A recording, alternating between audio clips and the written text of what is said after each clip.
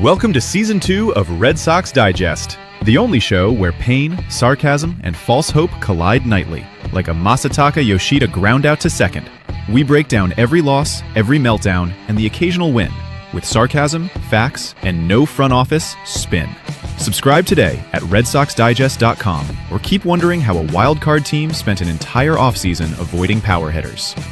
And now, here's the crew at Red Sox Digest.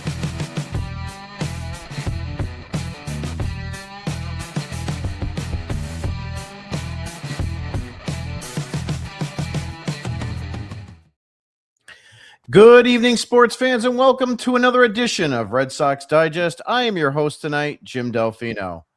And folks, what a weekend at Fenway Park.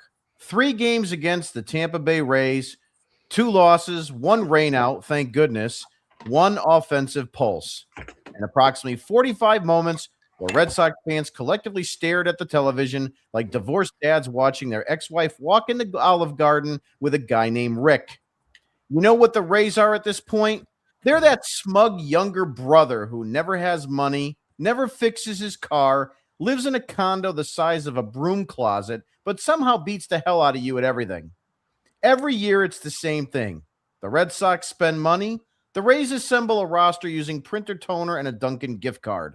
And by Sunday afternoon, Tampa's got some 24-year-old middle infielder named Ben Williamson hitting lasers all over Fenway, while the Red Sox offense looks like they're trying to swap bees with pool noodles.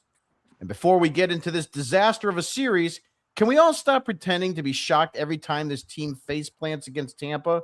The Rays walked into Fenway with a roster that sounds like a law firm on a highway billboard and spent the weekend beating the Red Sox around like a drunk guy trying to fight an inflatable tube man at a car dealership. Meanwhile, the Red Sox offense looked like raccoons trying to open a locked garbage can with oven mitts on. Joining me tonight is Nick Face. Nick spent the entire Rays series tweeting like a man trapped inside a haunted lighthouse. Every inning, he got angrier. By the 7th inning today, I think he was ready to personally fight Trevor Story in the parking lot using a folding chair and a Dunkin' iced coffee. Joining us as well is John Martinello. John watches baseball like he's solving the Zodiac murders. The guy's got spreadsheets, launch angles, exit velocity charts. Meanwhile, the Red Sox are out there scoring 1 run like a beer league softball team that just met each other in the parking lot.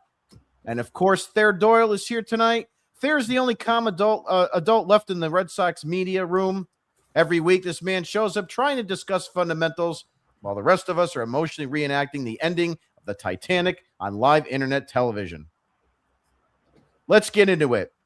The Red Sox offense this weekend was unbelievable. And not a good unbelievable. More like, is this legally allowed to be shown to children unbelievable? 1 run yesterday? 1. You know who had the best offensive day? Mickey Gasper. Mickey Gasper sounds less like a baseball player and more like the guy who sells fireworks out of a storage container behind a seafood restaurant. And somehow he was the bright spot. Trevor Story? Oh my God. At this point, every Trevor Story at bat feels like a surprise tax audit. 3 strikeouts yesterday, another defensive screw-up, and every time there's a runner on base, he walks to the plate looking like a substitute teacher trying to figure out how the projector works. I swear to God, Story comes up with men on base at Fenway, and Fenway gets quieter than a funeral home microwave. Meanwhile, the Rays just keep manufacturing players in some underground baseball laboratory. Who are these guys? Ben Williamson, Ryan Valade, Taylor Walls, Jonathan Aranda. They sound like names you hear from in your furnace breaks. Yeah, we got Taylor Walls coming between 1 and 4 p.m. And then the guy shows up and drives 2 runs off the Red Sox. Every single year, Tampa does this. Every year. Boston's over here holding leadership summits, creating buzzwords, talking about organizational philosophy, while Tampa's just winning games with a roster that looks auto-generated. Can we talk about Fenway this weekend? You could feel the life getting sucked out of that stadium inning by inning. Every time the Red Sox got a runner on base, the crowd reacted like somebody trying to restart a dead campfire. Oh, maybe this is something. And then immediately, strikeout, pop-up, double play, sadness, and a commercial break. By the 9th inning yesterday, Mickey Gasper doubles Marcelo Meyer walks, and for 5 beautiful seconds, Fenway actually had hope. And then, of course, Rafaela strikes out. Durbin grounds out. Duran flies out. Game over. That's this team in a nutshell right now. They create hope specifically so they can hit you over the head with it. It's like dating someone who texts, "We need to talk" at 9 a.m. and then disappears until dinner. But honestly, folks, this team sucks. Not, "Oh, shucks, they're struggling," sucks. I mean, how do they score 1 run in an entire afternoon at Fenway sucks?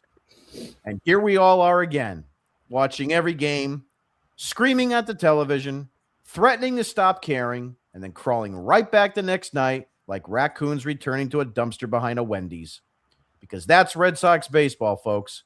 1 minute, you're convinced the season is dead. The next minute, they win 3 straight. And suddenly you're checking your wild card standings at 1:30 in the morning like a complete psychopath. This team drives everyone insane. And somehow we keep showing up anyway. That's it. I've said enough. It's time for us to face the facts. It's time for Face the Facts, where excuses get laughed out of the room, your feelings are irrelevant, and your opinion probably doesn't matter. No spin, no cope, just the facts. And now, your esteemed host, Nick Face. Tonight's word of the day is brought to you by Empower. Yes, Empower Cafes. My job, my place. And I mention that because, well, Jim, your monologue was very good, but you went below the belt on me tonight. You mentioned with your Trevor Story reference, Duncan. Get that shit out of my life and out of that line. I run on Empower. Zing. Anyways, I think we actually got the greatest gift we could have ever wanted on Saturday night with the Rainout guys. I really do. So there was one less frustrated evening that we didn't have to deal with another Red Sox loss. The Mother's Day game, I mean, what a snooze-a-thon that was. I mean, there was about nothing exciting about that other than Peyton Tolley getting pumped up with striking out Junior Caminero. I don't know if you guys saw, but the Tomboys, they did their whole thing about why Peyton Tolley got so excited there. And much like with me, if you and Jim as well, if you've lost your mother and you have that emotion of pitching through something that's so tough in your life, clearly that's why he was so jacked, just to get out of that jam and get out of that. So that was kind of a interesting take, I must say, on their part. And I didn't agree with going after Tolley for him getting so excited for that. There's really nothing to blame on Tolley, truly, except for the home run really given up. It was more so Trevor Story. I think from the whole series, looking at everything, Trevor Story is the talking point right now. We joke about it a lot, and we keep going and going and going with it. But guys, we have to get to that point where enough is enough. I mean, Alex Cora isn't here anymore. So Trevor Story should not have a lifeboat right now. He should be thrown off the Titanic right now. He should be, because I don't want to see it anymore. I want Marcelo Meyer at shortstop tomorrow. Tomorrow. Make a statement. Make a change. And that's, in my eyes, what needs to be done for this team. I'd rather Trevor Story get DFA'd and sent off to Siberia. I actually put out a tweet last night asking for GoFundMe funds so we can send Trevor Story to Siberia. So if anybody wants to donate to that cause, hit me up after the show. Let's see how much we can get to get that bum out of here. The other big thing for me from the weekend was Jarren Duran. And again, these are things that Trevor Story was the error that resulted in runs being scored from the Rays. But this really wasn't anything to do with really anything from the games from Duran.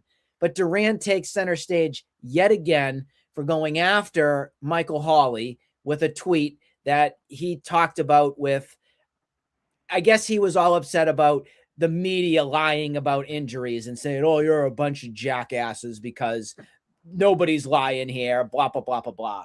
Well, I don't know if it was Jarren Duran that did it or if the team told Jarren Duran to do it. But since we are 24 hours basically after the fact, there is no more Instagram or no more Twitter X in Jarren Duran's life. So what a tool bag. I mean, this guy just keeps getting worse and worse and worse as we go. He has absolutely no filter. He doesn't belong here. He shouldn't be here anymore. And yet he is. I don't want him here anymore. Trevor Story and Jarren Duran are two of the catalysts of why this team sucks. They are far from leaders. They are never going to be leaders, and they are going to continue this team going right down the stream and off the avalanche at the end. Get them out of here so we can progress and start doing something with the youth movement, because you're not going to do diddly squat with these two imbeciles still on this team anymore. I don't know what you guys think on those, but those were my big talking points from everything. I mean, and the other thing that we can say is Conley Early was outstanding also. We should shout out to him from his Friday night start. The kid's just the balls. And what I mean by that is he's tough as nails. He's a grinder. He doesn't care. He just goes out and competes and does his job. He's awesome to see, and I think the future out of all of the talent that we have seen come up, guys, in fairness, I think Conley Early is the one that's going to exceed our expectations as time goes on, because I just think he fits the mold of what a major league player is supposed to do. Competitor, workhorse, gets the job done, no nonsense mentality, blocks all the other nonsense out, and just pitches. Just my take. Yeah, a couple great points there. As far as Duran, he's the gift that just keeps on giving all year round. I mean, it just doesn't stop with him. I mean, it's just one thing after another. Stop being involved with what other people say and just do your job and move on. He can't. He can't do it. He can't help himself. That's the problem. He can't help himself. Your comment on Tolle is well deserved. Jamboy Media was really out of line there.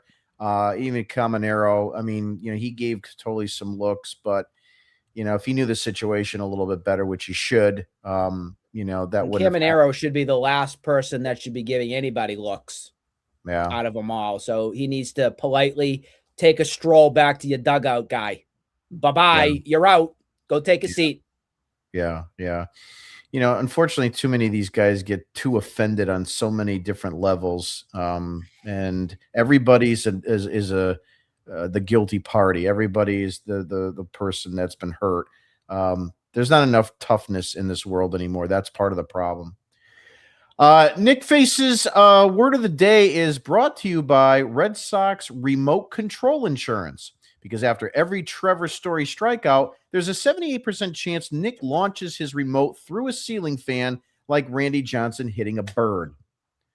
And now we're going to move on to the Martinello Minute.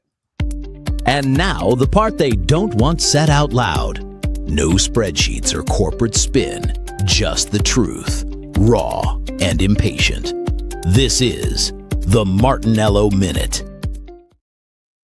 So the Sox lost 2 out of 3, and the only real positive note that I'm coming out of this series with is just that the Red Sox got beat.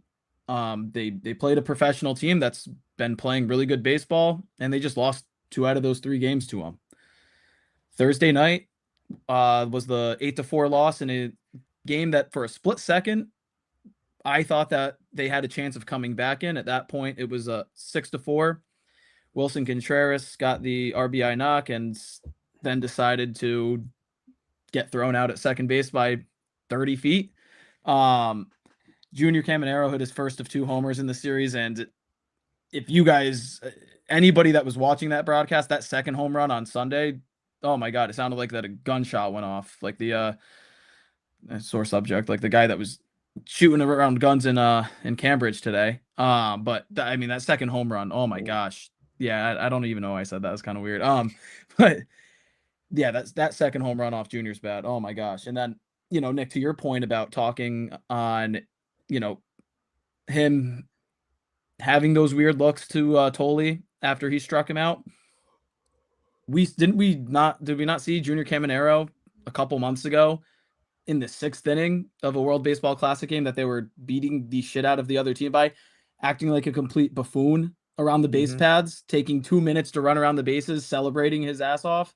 So I don't know, like it could go, Take a it walk. goes both ways. Like I understand it if, I was up in a game 3-0 and the pitcher, does that, maybe he doesn't know about Tolley's mom and, what that day meant to him, with it being Mother's Day. And then on top of that, the day before was the 2-year anniversary of her passing. So, I'm not going to get upset about Junior Caminero on that, but I will get upset with John Boy Media for, not reading the room on kind of what was going on there. But Jake Bennett on Thursday, he kind of was just what would expect out of him. 5 1/3 innings.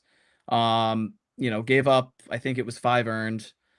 4 earned runs. He could have been better, but he's a depth piece and there's not really much else to expect out of him. You hope for a quality start, but it shouldn't be shocking when, he gives you the exact outing that he did on Thursday. Friday night, the Sox won 2-0. Wilyer Abreu and Cedon Rafaela hit the solo home runs. And again, Nick, you brought it up Connolly early, continues to impress us. He had that one bad start, and outside of that, he's been nails this season. He had a 73% strike rate. 22 out of the 26 batters he faced saw first pitch strike. He only gave up 4 hits, and he got out of that bases loaded, no out jam. Chapman looked sharp in that game too. It was his eighth save of the season, and I find it incredible that he has 8 saves this season because just of how little we have seen him. He had that was his 4th appearance in May. He only had 7 appearances in all of April. So it's nice to see that with the limited time out on the mound, he's still the guy that we expect him to be and that he was last year. We talked about preseason. We can't expect him to be the guy that he was last year. And to this point, he's been nothing short of what he was last year. So it's really nice to see out of him. Just continuing to be that guy that we need him to be because there's, again, we don't have too many arms. We saw Justin Slayton come back. He looked awesome yesterday, but outside of, him and Whitlock's been a little bit shaky. We need, someone dependable in the 9th inning. Saturday was rained out. Really quickly, I want to touch on whoever makes the decisions on, games being canceled or being played. These guys let thousands of fans come to the park, pay for parking, buy their beer, buy their drinks, buy the food in a game that I think everybody knew wasn't going to be played. And to call it off 10 minutes before and have all these people pay all this money and not give them a voucher, a credit, anything of that nature it's just really messed up.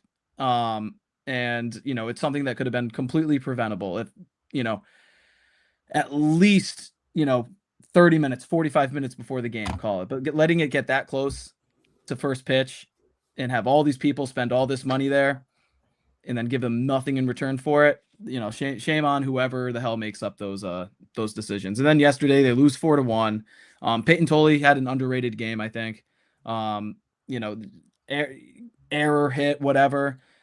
Trevor Story let him down, and the offense did nothing to back him. Once again, he has one game this year that the offense, in his career, really, that the offense has picked him up on the mound. Yeah, so it stinks. Wilson Contreras drilled in the hand.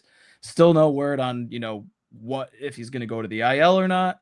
Chad Tracy said that they'll check in on him tomorrow. I don't know why they're not doing that today. And they're going to assess him, I guess, tomorrow. I'm terrified of what this team's going to look like if we have any extended period of time without Wilson Contreras and without Roman Anthony. But yeah, so the Rays win the series. Duran, Nick said it, deleted his Instagram after calling out the media. Wilson Contreras might be dead. Trevor Story is officially a zero-tool baseball player. And now that we have the Phillies running into town, they're coming into town tomorrow. They've won 7 of their last 10. And shout out to Mickey Casper for getting his first Red Sox hit in 600 plus days and being the only positive beacon of light yesterday. Yeah, I don't understand why Mickey Gasper can just pepper the wall, but the rest of this team can't do that. I mean, it just amazes me how they just can't even think about doing something like that. And we'll talk more about Trevor Story in a little bit. But the thing about Early, I have to agree with both of you. He's looking really good and looking like a front end starter. So we may have something there. And he doesn't seem phased, like you guys said. The Martinello Minute is brought to you by Offense Be Gone, the revolutionary new invisible baseball bat spray currently being used by your Boston Red Sox. Side effects include stranded runners, emotional damage, and Trevor Story staring into space after strike 3. We're going to move along now to the third strike. And now it's time for the third strike with Thayer. I want to thank you guys for sort of providing such an incredible package for me to pick from as I go into this. And let me try to tie it all up into a nice little bow for y'all. Mm-hmm. First of all, John, thanks for recapping it. Who cares? This team is no good. They're not going to be any good. There's going to be opportunities when they're going to show a little bit of life, like the Tiger series. And that's going to be because the opponents provide them with the spark. They're the ones that are putting the adrenaline needle right into their heart and giving it to them. If a team doesn't do it, we have no chance. So from the day-to-day standpoint, I'm really not all that concerned about how this team does. And sort of with your point, sort of getting to this idea of how they sort of did the fans dirty this weekend, Nick, this is going to answer your question. We're not going to see Story moved anytime soon because this team is all about money. And they're not going to waste any of their money in their eyes by moving Trevor Story. This is a team that it's going to be an absolute waste of a season. We're probably going to see some development out of Early, perhaps. Maybe we're going to see some development out of Tolley, maybe. But, Mayor, we all pissed and moaned about Alex Cora not playing him. Why has he got him in the doghouse? Why is he doing this? Why is he doing that? Why is Trevor Story still playing? Well, I think Cora's been gone for a little while now, and Trevor Story is still playing shortstop. So I doubt that's coming from your manager because that man is simply a shill to what Breslow wants him to do. So if Breslow was this man who was so high on Marcelo, saying, I'm not going to trade him, I'm not going to send him to Arizona for Marte for a all-star second baseman, this is my guy, he's allowing this to occur? What kind of leadership is that? This is the guy that cleaned house, that got rid of all these coaches. That's the tough man that understands what he's doing, but yet isn't going to allow his guys to play and develop. We're not going to see anything. I know, John, you've been talking a little bit about trade deadlines and moves. They aren't going to do anything until the very last second because they're going to try to get what they feel is the most out of this. And Breslow is afraid for his life, so he's not even going to trade any of these guys because he knows the minute he goes to tank, they're going to ship him out because that's what this ownership does. They are, we joked a little bit about it when you talked about the firing of Alex Cora. That was a knee-jerk reaction. That was not a plan ahead. That was, everyone's pissed, let's do this. Breslow's upset, let's do this. That's what's going on with this team. That's how they respond to things. They do not have a vision. They do not have a plan. They do not have a goal. This year really could be an opportunity for them to say, you know what, Duran, thank you very much. I'm going to trade you. You're not part of our future. I need to make sure that we have Abreu playing, that we have Rafaela playing, and Anthony is playing left field. Yoshida, you're not going to dump Story and Yoshida. So this idea of let's DFA everybody, they're not going to do that. That is not even an option. We don't even need to talk about it. But let Yoshida DH. Move Story to second base because I don't think they're going to get rid of his money. Let him play second base and do whatever he's doing. Marcelo goes to short. Let those young pitchers develop. But they're not going to do that because these clowns look at, we're 2 games out of the wild card. We need to ensure that people keep coming here, and that's what they're going to do. They're going to continue to say stuff. They're going to say, hey, we have a chance, which is why we haven't seen Roman Anthony. oh, it's not a big deal, but yet we haven't seen him in a while. That's why Contreras getting hit on the hand. Oh, they're going to evaluate it in a couple of days because they know it's garbage. They know he's trouble, and that we're not going to hear anything. Crochet, oh, he's just going to go on for the 15 days. Yet we haven't heard a word of him even coming anywhere near it. So, unfortunately, this year is going to be an absolute wash. Nothing is going to come positively out of it because you have a general manager who is afraid for his life, and he's not going to allow his team to develop and really just sort of take it. Just go out there and get blasted. We're still throwing out Zach Kelly. We're throwing out Weissert. If the right-hander is not named Whitlock, he is not going to get anybody out on a regular basis. Our lefties out of the bullpen are doing okay. The problem is more than half of baseball is right-handed, and you need those right-handed pitchers, but when they come in, it's a dumpster fire. And that's where we're struggling with this. It doesn't matter anything about it. And the irony of this whole thing, we're talking about Story and how garbage he is. In the 8 games in this month, he's got a hit in 6 of them. He's hit in 8 of his last 10. For the month of June, he's got a hit in 6 of 8 games in this month of May, and his average has gone down 7 points. That tells you all you need to know about this guy. He's getting on base, but it's weak contact. He doesn't do anything for. I agree. He's a waste of space in this lineup where he is, but that's where we're at. And unfortunately, I have a feeling that the only thing that we're going to have to be able to talk anything about is perhaps some of these young pitchers, because I doubt anybody else is going to develop. Yeah, I think there's a lot to unpack there, but you made some extremely good points. And, again, we've talked about it a million times. If this was the old regime Red Sox of the early 2000s, you probably would have seen some sort of move being done. Even Dombrowski probably would have done something. But, unfortunately, you've had 2 general managers in Heimblum and Breslow who are in fear for their life. And, of course, now that you fired Alex Cora, the problem becomes, he is the next in line. There's no buffer from him anymore. And that's where the issue is going to lay. And if they continue to, strike this chord that they're only a couple games out of a potential wild card spot, yeah, they are going to continue to tell you that, things are going to turn around and we need to play better and the same old nonsense. But there's been showing online and on Twitter, I think Ballpark Buzz actually had a stat that showed that, most of your intangible numbers under Cora and under Tracy have been marginally the same. I know it's a smaller sample size, but nothing's improved. Nothing has changed. There hasn't been any dramatic, step forwards with anybody. So I think, this is going to be, like Thayer said, just another in the line of disappointing seasons. I think the best thing you can hope for is a last place finish, because then maybe you'll be higher up in the opportunity to get a draft pick. And I think there's also talk about that as being more of a lottery than just what your record is. So we'll have to see how that goes. But regardless, the Third Strike with Thayer is brought to you by Fenway Life Alert, because nothing says medical emergency quite like watching the Red Sox strand 11 runners while ESPN cuts to Trevor Story adjusting batting gloves for 14 straight minutes. I want to start with some talking points, and just to add more salt to the wound, it's going to be Trevor Story. So let's go ahead and get everybody on there, but enough with Trevor Story already. Trevor Story is hitting 200 with a 236 on base percentage, a 284 slugging, 520 OPS, 2 home runs, 18 RBIs, 7 walks, and 55 strikeouts through 155 at-bats. He's striking out now a 35.5% clip, which projects to roughly 180-plus strikeouts over a full 500 at-bat season.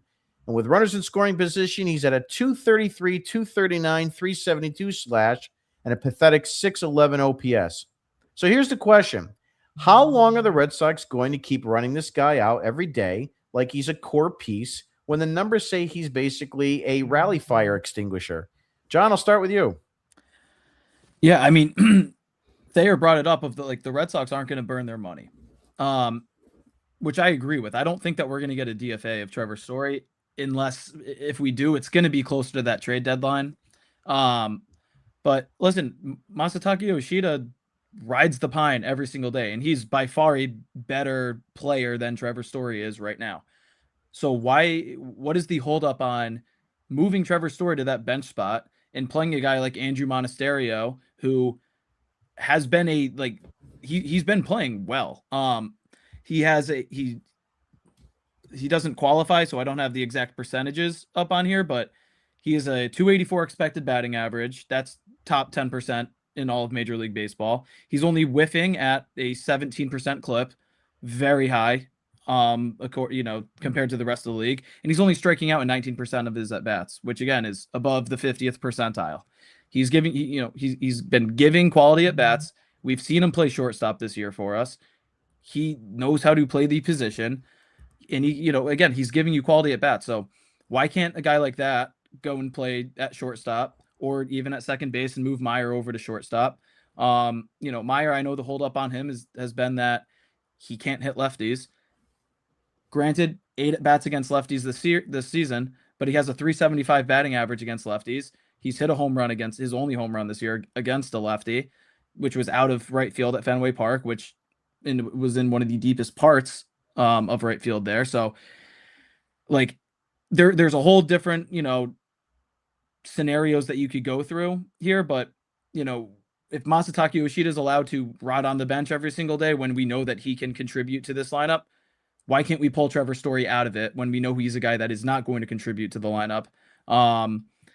Fourth percentile in K rate, 7th percentile in walk rate, 22nd percentile in range defensively. He's missed 52% of his games as a member of the Red Sox. He's a 39 WRC plus this season. He's striking out 33% of the time. He's done nothing positive. So why the hell do we keep on giving him these opportunities to play the most premium defensive position on the field when he fails to do so night in and night out?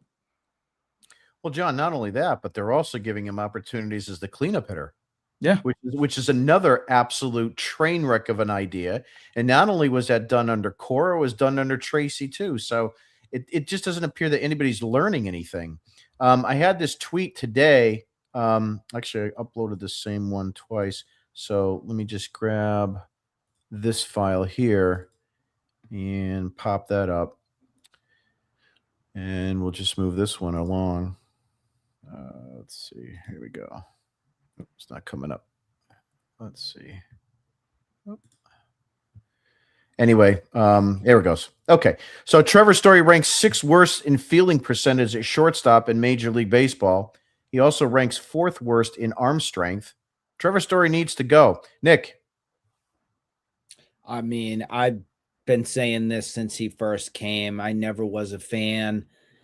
You knew the writing was on the wall when the whole contract was botched with Xander Bogaerts. You guys we knew it. Trevor Story playing second base for a season and then magically sliding over to short and then getting hurt and everything. He was their cheaper alternative and a much and far less superior player. I never liked him as a Rocky. I never thought that anything that he did over there would really translate back here to Boston. I think the only thing that some fans who have a glimmer of hope thinking that Trevor Story is going to just magically get hot as a pistol like he did last season, which I still don't know how he did, late May into late June was basically his highest peak that he had last season. It's not going to happen again. It's not. I wish that trade deadline was here when you could have gotten rid of him at that point, because now it's just going to be a continued decline of a player who will be 34 at the end of 2026 as well. It's not like he's getting any younger here, and we're already starting to see the throws. I always kind of look at how it's going to be. I don't know if he's going to make that throw to first base or if Wilson Contreras is going to have to save him from making some sort of a botched play. The range, we know that very well. I mean, we can look at that play from yesterday's game when Tolley threw. I can't believe that the scorer originally ruled that a hit. I had a hat on and I watched it, and I was at my store and I threw my hat because I was so mad that the scorer did not give that friggin' play an error. And I caused a little bit of a scene. I looked at the mother that was at the counter and I said, "This is your baseball team." And then I turned it off the television screen. I mean, the worst part about that is that that's an joke. earned run to Peyton Tolley. I know. And then they called it an error, but they called it a hit and an error, which makes no sense to me. And even professional scorers have gone soft in baseball. Oh, it's awful. Especially at Fenway.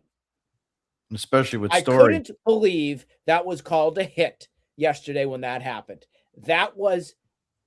I was like that emoji guy. I forget which character it is. That red guy that has flames coming out of his head like that. That's how mad I was yesterday that was a frigging hit.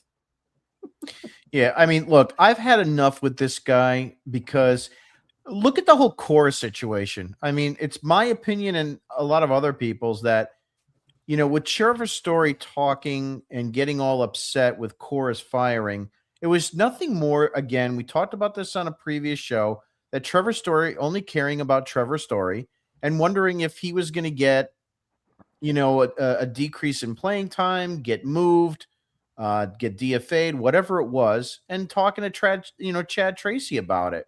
So it's all he cares about. And here's the other thing too. The guy had almost a career season last year, and now this is what you're getting a year later. I almost find it almost hard to believe. So did he just try last year, hoping that maybe he would hear that other teams were interested and he would have opted out, and then realized that it wasn't going to happen and then just opted back in? I mean, I question that as well. And then I also had this tweet too. Caleb Durbin and Trevor Story continue to be two of the worst players in baseball in terms of OPS. Durbin and Story sit at number 2 and number 4 for worst OPS in the major leagues. Left side of the infield is just a train wreck. There, you're up. I wish I was up instead of these two sometimes. I do too. I don't know what to say. I'm at a loss at what to say because they're not rationally thinking about this.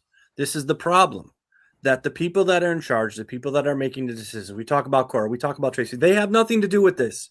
They are not making the lineups. The lineups are coming from the analytics department upstairs. It's coming from Breslow.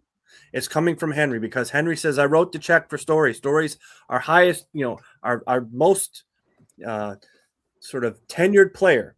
He's making the most money on the team, right? So that's what he's there for. And Caleb Durbin is basically Breslow's only opportunity to say, I did something right. Because the other trades he made, there's nothing to it. When you get Contreras, that's something that makes sense, and all these other moves.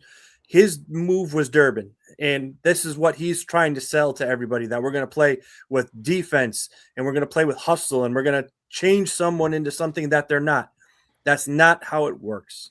And sort of to John's point about Montecchio, again, it's going to come down to what we talked about last year. Yes, you can put some stopgap in, but the guys that are there are not everyday baseball players. And I'm not saying Trevor Story is, but Montecchio is not the answer. None of the guys on this roster to fill in. Yes, I think Mayer should be playing shortstop. But whether Story plays third base or second base, there's nobody that's any better than him. And that ultimately says it all. He is no good, and the guys you have underneath and waiting are worse. So, again, it falls into Breslow. And I don't like Trevor Story, and I don't want him to be playing all the time. But I don't want the other guys to be playing either. Yeah, that's part of the bigger problem with this team is that it's kind of like, it's, the devil is worse than the devil you don't know, because nobody else is really you don't have a team of guys that are, showing any kind of sense, at least these infielders too, that are excelling and getting better. And I've brought this up a couple times on the show. If people think that there's something in the minor leagues that's coming up outside of Franklin Arias, you really don't hear much of anything in this minor leagues. We've been shoved down our throats with Kyle Teal, with Casas, Anthony, I can go down the list, Mayor. And now that all these guys are essentially here, we're living and dying by them. And at some point, it has to be said that they missed on all these guys, including I know this is going to get a lot of hatred, but I also think that this is a problem too. It's our next talking point. Are the Red Sox downplaying Roman Anthony's injury? There's a lot to unpack here as well. The bottom line here is Roman Anthony is hitting just 229 with one home run through his first 30 major league games this year. And now he's sidelined with a finger injury, serious enough that he's reportedly still hasn't resumed swinging a bat. This matters because Boston already committed over $130 million to him long term, and this offense has averaged barely 3 runs per game during stretches without him in the lineup. With Roman Anthony in the lineup, the team is 13-17. Without Anthony, it's 4-6. Boston is overall 17-23 after Sunday's 4-1 loss. So here's the question. If Anthony was supposedly dealing with a minor injury, why does it suddenly sound like the Red Sox have no idea when their biggest investment is even picking up a bat again? Thayer, what's your thoughts? I think the front office is a bunch of clowns. I think the problem with this is, in getting to your point about Roman Anthony, do we think he's a lost cause? No, I do not. I think what he showed last year is what he's incredibly capable of. The difference between, and I cannot believe I'm saying this, the difference between last year and this year is at least there were a couple professionals around him. And he was not the individual sort of solely running the team. What the Red Sox have done, which is really just a malpractice, is put all the load on this kid. They put it all on him. And it's okay to put the load on him if they were to say, look, guys, simply we're developing our kids and we're going to try to do the best. They came in saying we are going to go and win the division. We're going to make the playoffs. When you have that expectation and put it all on the shoulders of 3 young kids, that's just absolute malpractice. They have created an unnecessary amount of pressure on this young man and the other 2 that I brought up simply to really get themselves going, because that's what the Red Sox think they're doing. They are idiots. Mm-hmm. And as you see right there, Dumb and Dumber. It's their fault. It's not the kid's fault. It's their fault for, one, putting them into a situation like this and then not providing anything. At least last year they had Bregman, who, like him or not, at least the man was a professional and handled most of the nonsense that was going on. They don't have anyone to do that this year. Yeah, and it appears the more that you hear about Bregman and the leakage of different things, I think he had a little bit more of a stronger say in a lot what was going on, more so than people even thought. John, up with you. What's your thoughts on Roman Anthony's injury, and what are your expectations?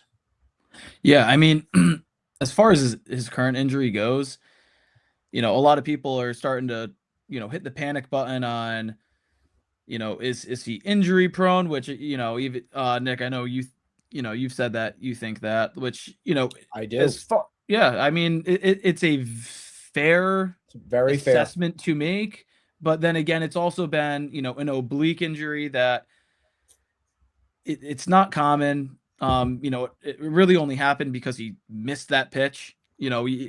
For people that have played baseball, and especially once the game sped up at the high school, college level, and on from there, there's a major difference between hitting a pitch or even fouling off a pitch and missing it completely. So the oblique injury was just completely freak accident, and then again on the foul ball that he hurt his hand on, it's not something that you could really prevent. There's no stretching that you could do to keep that from happening. It's just it's just an unfortunate situation. Now, where again, what goes wrong is the Red Sox absolutely do downplay pretty much everything. We've seen it with Garrett Crochet now. We saw it with Justin Slayton. We've seen it in years past. Tristan Casas injuries. That was really him downplaying it because he doesn't know anything. But even Bregman's injury last year was downplayed a little bit. And then obviously this Roman injury, and now probably in the future, the Wilson Contreras hand situation is probably going to be downplayed. And then we're going to get a story tomorrow on that he needs to land on the IL. But listen, Roman has been a disappointment, I think would be fair to say, this season. But you look underneath the hood and his Savant page is still bloody red. The only thing that he's, below league average in is his whiff percent and his strikeout percentage, which his strikeout percentage is down 7 ticks from last year.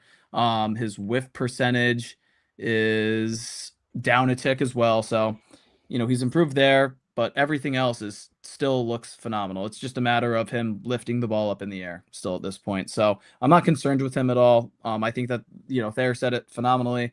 They've put him in a situation that unless he's hitting, at an MVP level, people are going to be mad at him. And that's completely on the front office for not, for making a 21-year-old have to be, an MVP type caliber player for this team to be successful. So, to tie everything into a bow, it's just unfortunate that he's in the situation that he is in right now, that he has to be a phenomenal player.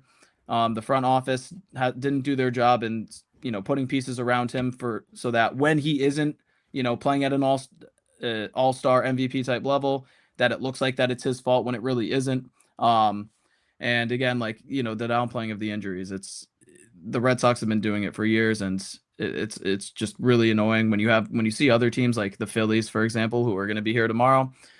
They don't downplay anything. They tell you the truth. They're on top of things. They don't sugarcoat anything. They give it to you straight up. And it's really annoying, hearing things day in and day out from a team that just always leaves you scratching your head.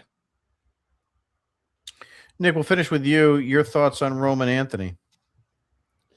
John, just to continue your point, the reason the Phillies say it like it is and shoot from the hip is because of Dave Dombrowski. I think that's one of the reasons we get so frustrated of what we have to deal with now with Chaim Bloom and Craig Breslow era, is because we went through what Dombrowski was like. He told you how it is. He told you what we were going to do, and he made it happen. This team lies straight to your face, and it drives you up a cliff because all you want is transparency. All you want is for them to do exactly what they're supposed to do, and they don't do that. So, yes, the Phillies are a model organization on how that's supposed to be done, large in part because of Dave Dombrowski.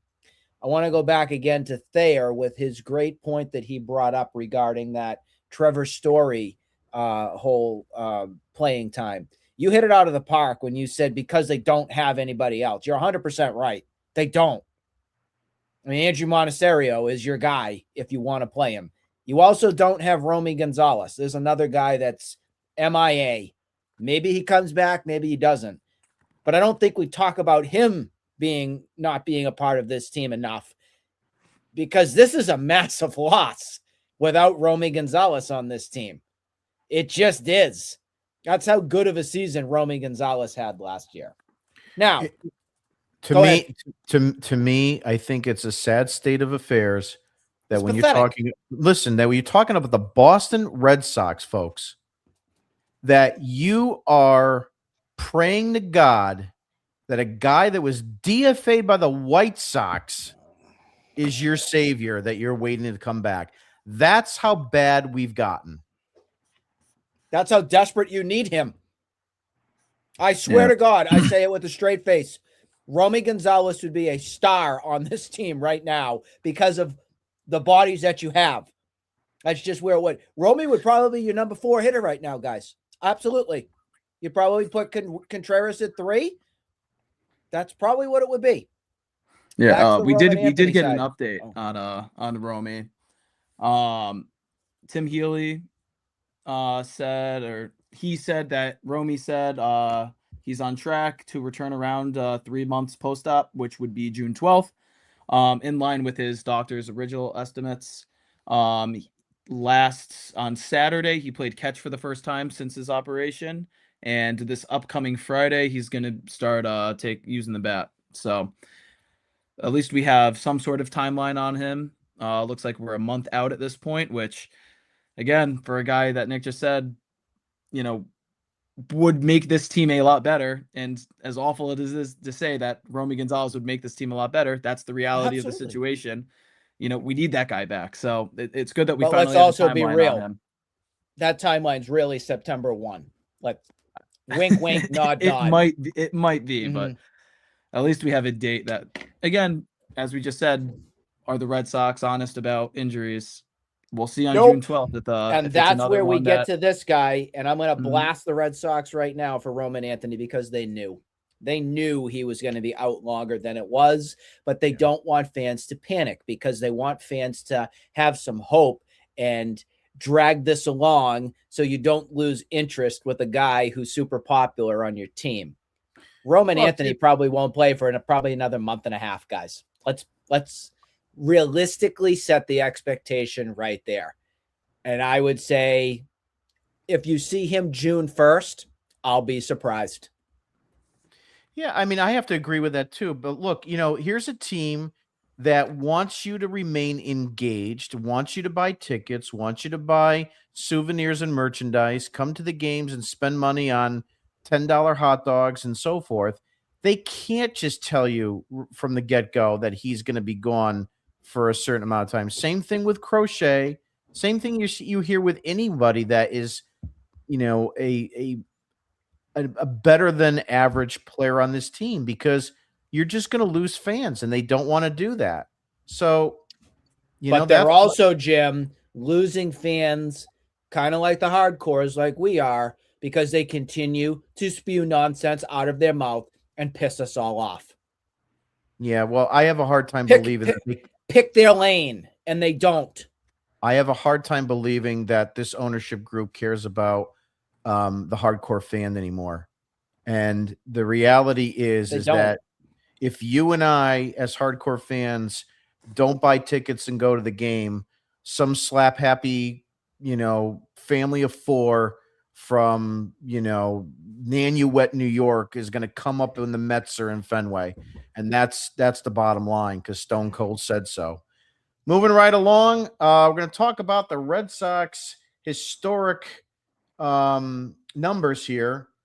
They're quietly on pace for historic bad strikeout numbers. The Red Sox now 17-23 overall, just 8-12 at Fenway, and the offense has already racked up roughly 370 strikeouts through 40 games, putting them on a pace for nearly 1,500 strikeouts this season.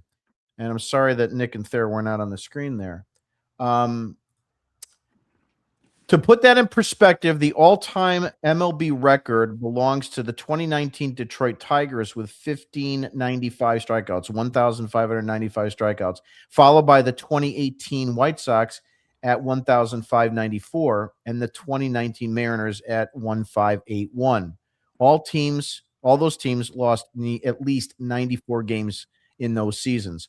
So here's the question. You fired the manager, you changed the coaching staff, changed the messaging, changed the philosophy, and the offense still looks exactly the same.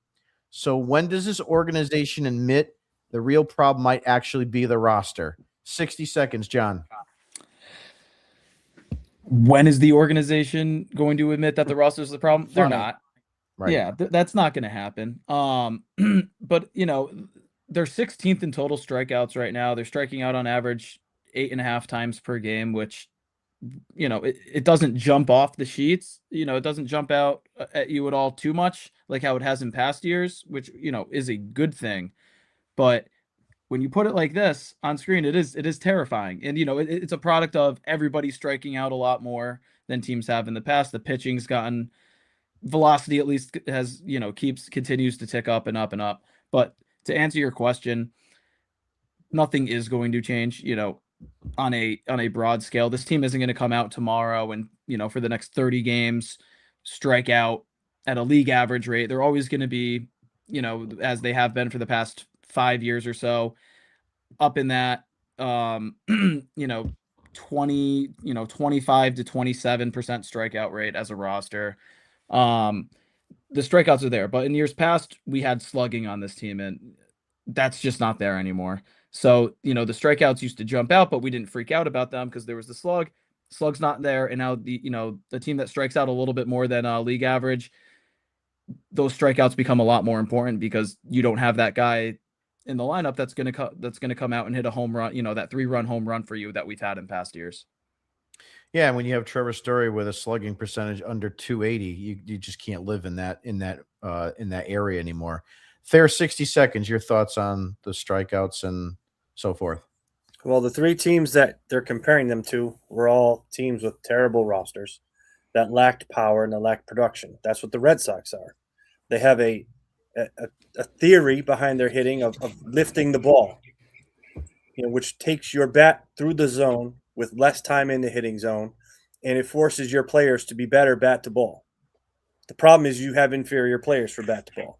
Second of all, you have no one with any power. In order to generate the power, they have to give max effort on every swing and every at bat. So the idea of cutting down for those 2 strike attempts, they don't do. And what they start to do is, in order to get to the fastballs like Trevor Story, like John was saying, you have more power pitchers throwing the ball 97 and above. These inadequate baseball players, in order to get to 97 above, have to start early. And they have to generate their own power and start their bat speed because they're lacking. Like we saw with Caleb Durbin, some of the worst bat speed in the history of baseball. So what do? They start early. Maybe occasionally they connect on a fastball, but more times than not, they're not.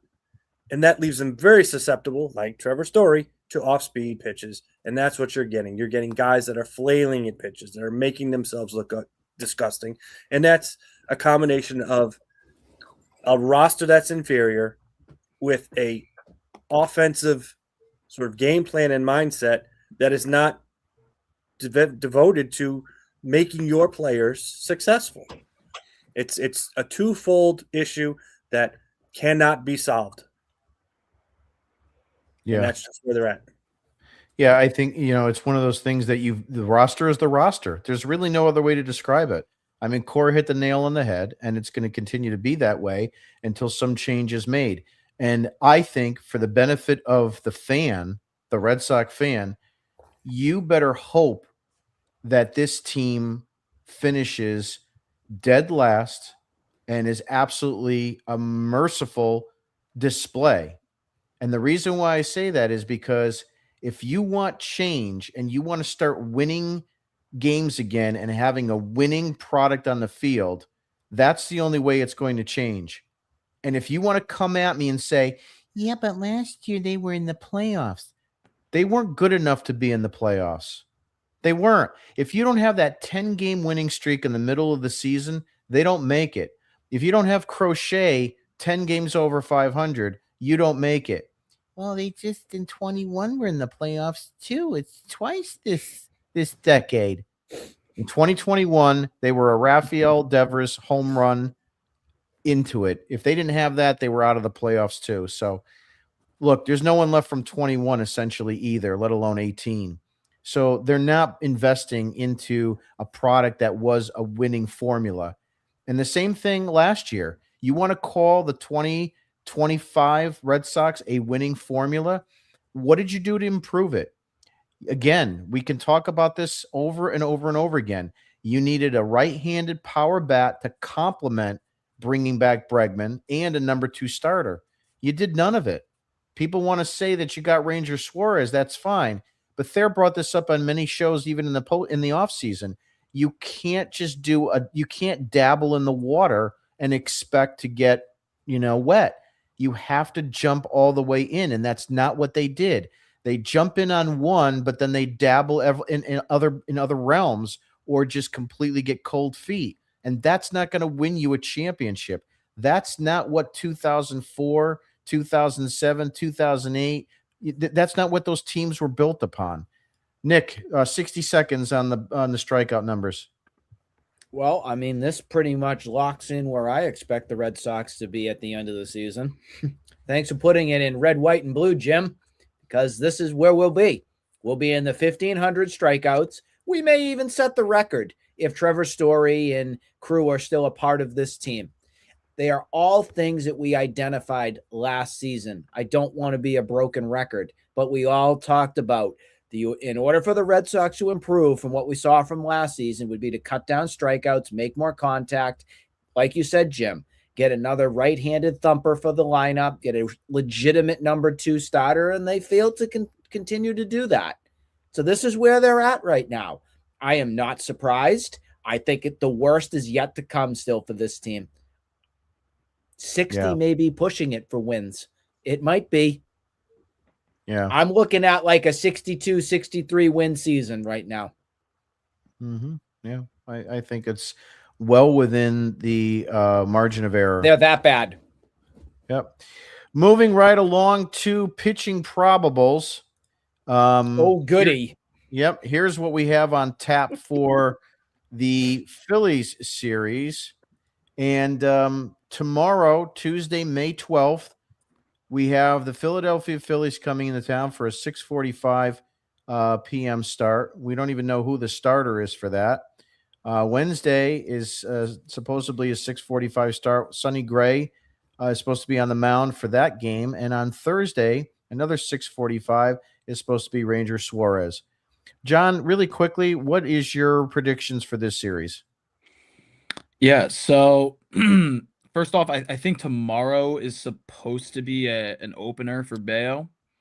Could be. If I'm not mistaken. We don't. Do we know that confirmed yet? Because there was still been some talk. Yep.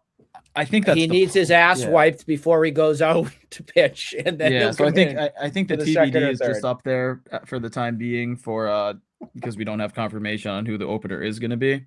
I wouldn't expect it to be Moran again, just because he didn't perform last time. He's a Moran. But guess what? Your opponent's Zach Wheeler, so it doesn't really matter who the opener is. The Red Sox will be lucky to get one run in that game. Then Wednesday, Andrew Painter versus Sonny Gray.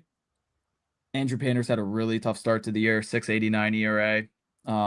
So that game I have a little bit of faith in. And then Thursday, the getaway game, Jesus Luzardo versus Ranger Suarez. Is Suarez going to be on a pitch count? Is he even going to pitch? We don't know for sure yet.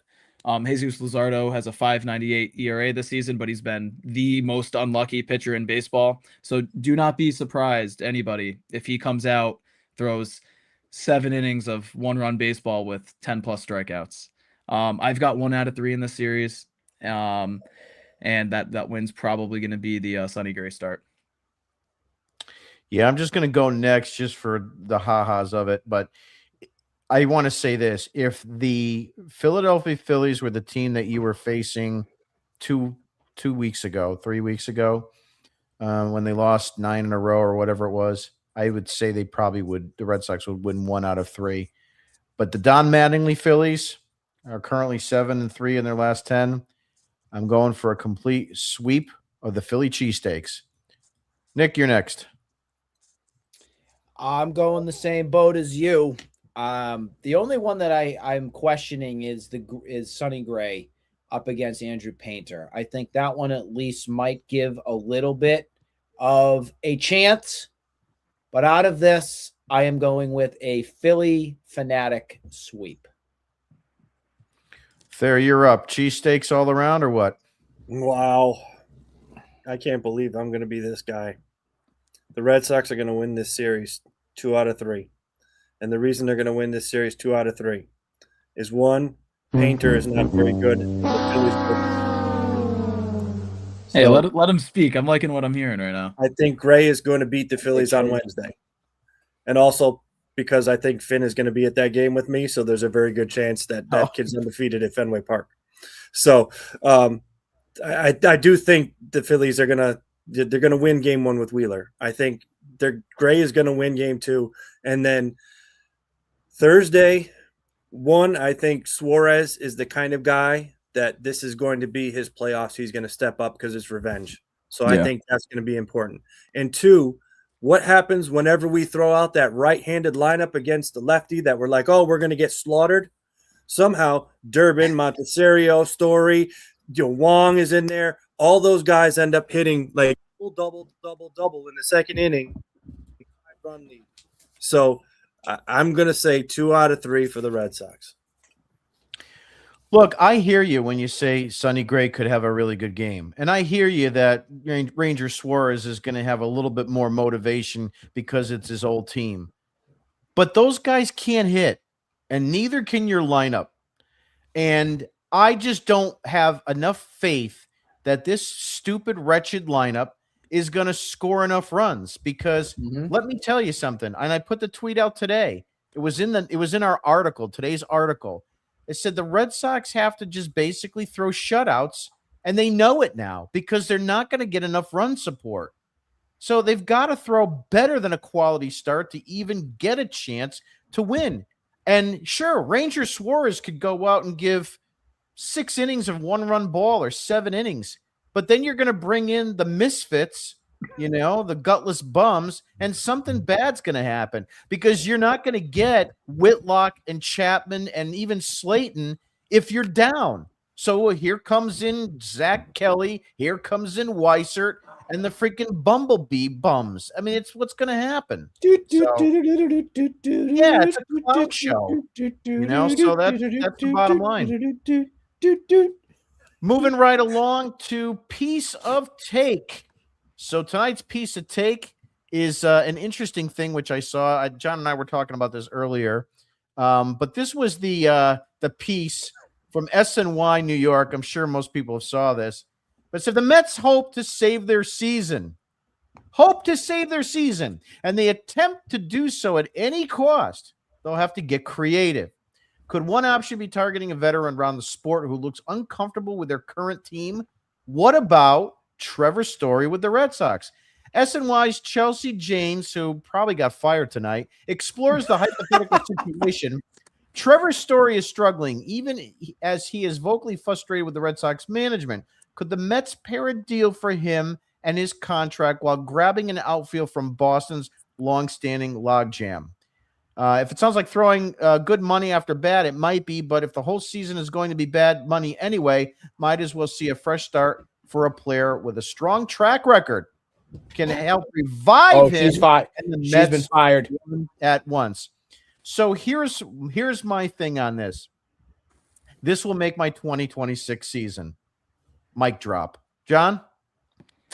Yeah, I mean, I responded. I forget what I said, but I responded or actually, I know exactly what I said. My response to this tweet from the SNY Mets was, I am submitting my application at Coaches for Hire to personally drive Trevor Story down to Queens. Let's make it happen. This guy's a career 230 hitter outside of Coors Field. Take a bow. He stinks. Like, if any team wants to take him off our hands, please go ahead and do it. I don't know who. Like, listen, I know the Mets have had a really rough time. I think they have the worst record in baseball right now. If this is their solution, I'm not stopping you from doing it. Go ahead. Well, I mean, it would be pretty Metsy for the Mets to do that. Nick, your take. Oh, if there is a God. Oh, please, please, please. I'll do anything anybody else wants. Please, please take him. Thayer, your take. Chelsea, your reporting is spot on. I think Trevor Story is absolutely the piece that the Mets need. I completely agree. The Red Sox have not used him appropriately. They've completely wasted his talent. They've put him in positions where he has not been put in a successful situation. In Queens, in Flushing, I think he would absolutely be an MVP candidate. Who wants to say it? I see what you did there. There, you got it. I mean, I don't know if anybody else could have said it better. I think she's brilliant. We just had an earthquake here in Reading, Massachusetts, so I'm sorry. I had to go down.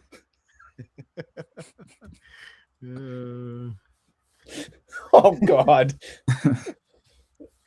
All right. I think that's going to wrap it up. Let's go into comments. So let's get these comments going for today. See what we got here. We'll start off with Glenn. Glenn said he didn't get the notification tonight. Sorry about that. It was actually scheduled. I usually don't schedule them in advance, but this one I did. So whether you're on X or you're on watching it on YouTube, looks like X, but sorry about that. Glenn says you can't be serious. He's not. That's what you do when you're trying to say you're trying to like I see what you did there type of thing. So. I need a Jedi mind trick those people into doing it. Yeah, this is exactly the shortstop you want, right? So these are the shortstops you're looking for. Yeah, these are the shortstops you're looking for. Nick, I don't know what you did to blue yourself out there, but what did I do? I don't know. You're blued out from somehow. I don't know what you did. There, you can't be serious, right? Ringling Brothers, Glenn says. That's exactly what it is. Matt says, why is Story still playing on my baseball team? It's enough already. There's no excuses anymore from him. He's healthy and still has no idea what to do. He's breaking down, and I think there's a very good thing, idea to say that he's just going through the motions at this point. He went crazy last year. It's my opinion that he thought he could find a good deal in the offseason. His agent probably said there's nothing out there. Just re-up and just walk through it. Honestly, Mayer should have started the season at shortstop, but no, Cora was obsessed with him thought he was perfect. Not to mention Story couldn't stop whining about Cora leaving, like, grow the hell up and get away from me. Well, look, I mean, the bottom line is they didn't even tell Marcelo Mayer that he was going to be the shortstop until like 5 minutes before opening day. I mean, that's how bad. Second base. And yeah, so I mean, at that point, if you're not even sure he's going to be your second baseman, how are they going to make him the shortstop? And Cora loves his guys. He didn't have Bregman. He needs a veteran in there. That's Trevor Story, and that's why Trevor Story went apeshit when Cora was fired. Matt says, Nick, is Crochet going to even pitch again? Yes, he's going to pitch again. We just don't know what year. In 2028. Matt also says everything about this organization is pathetic and childish. Welcome to the 2026 Red Sox, same as the 25, the 24, the 23, the 22, the 21, 20. It's over and over again. We responded, yeah, I do think Crochet pitches again, but why bother using those bullets when your team is ass? I don't know which one of us replied to that one, but Matt also wrote in, also, is Breslin ever leaving? Because he has ruined my summer. He's ruined everybody's summer, just like Chaim Bloom ruined your summer. Mm-hmm. It's the summer of the 26 Red Sox. Thoughts on Torey Lavillo as the next manager? So I quoted this, and I saw that on Twitter. I said, if this is true, I'm in. But, there's a lot of people that wrote in underneath me, and part of it was like, why would he leave a perfect relationship, in Arizona? He's kind of the king there. He's got a great general manager that supports him. Why want to come here when you know that you probably can only last about 3 years? So Michael had said earlier, Nick put it up, fire Trevor Story into the sun. Groovy Weenie, Trevor Story is just the worst ever. Why does no one see that and keep him on the team? It's because of the money in the contract. That's the only reason. I could hit better than Trevor Story. Give the Red Sox a call. Just go down the Lansdowne Street. Listen, all of us have been better than Trevor Story this year. The guy's got a negative 0.5 WAR. So, yeah. So actually, been better than Trevor Story. Each one of us and all you guys actually are better than Trevor Story. No one is coming to save this team. No, there's not going to be a light at the end of the tunnel, Mike. This is what you're going to get. You're going to get a 60-65 win team. And I hope it's less. I really do. This team needs to be punished for what they've done to the fans and in this organization. And for all the people that say, oh, you're just no negative. What's there to be positive about? Name me one guy in this lineup that's taken a step forward this year, or a step forward in his career. I mean, maybe you could say Raphael a little bit. Yeah, I mean, Rafaela has, Willie Abreu has, I guess Connor Wong has, but it hasn't been significant enough to make any actual difference in the win and loss column. I mean, honestly, Willie Abreu and Contreras have been your best players, but I don't know. Groovy says this is terrifying number. Trevor Story's fault since he can't hit to save his life. I wonder if he could get a hit to save his life, save it. Nope. 3 pitches, you're out. Let's see. Older Revelist says, can we put Trevor Story and Jaron Duran on a slow boat to China? Oh, I would want him to be on a speedboat. I mean, Jemai Webster might think that they could bring him to China with Yoshida because he thought he was Chinese. They both Don't got to go on go. the Jamal front. Yeah. The goal shouldn't be just make the playoffs. The goal should be win the whole thing.